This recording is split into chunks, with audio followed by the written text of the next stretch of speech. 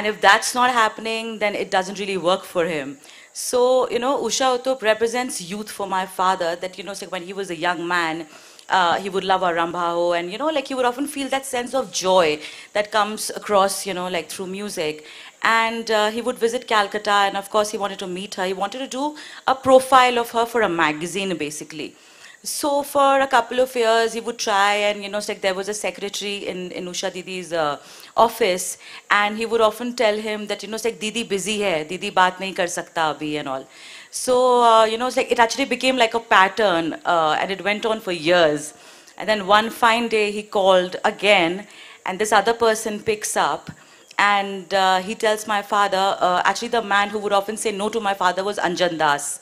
So this other secretary who was hired later, he tells my father that Anjan Da to upar chala gaya. So my father thought he has gone to another floor.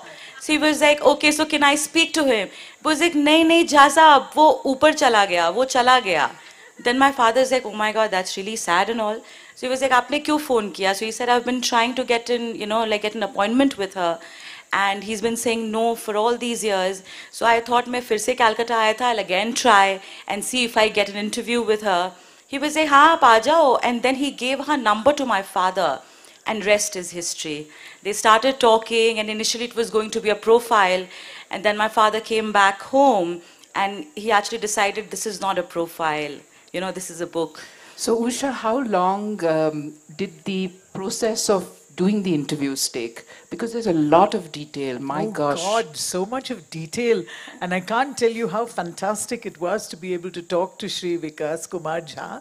Because मैं तो हिंदी बहुत अच्छे से बोल लेती हूँ, तमिलम नन्ना पेशवा है, and I speak in all languages. इसी कारण मैं कहती हूँ कि to be born an Indian কত ভালো, আমরা সবাই মানে সবাই জানে, whatever I'm trying to say you understand, right? So you can speak in 17 Indian languages and everybody would know what you're talking about.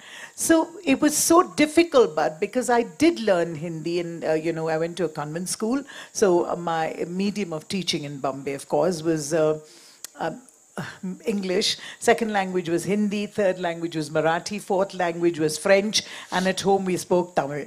So you can imagine what a conglomeration of languages we were already as a family. So when I thought it was quite easy to be able to talk to Vikas Kumar Jha. And guess what?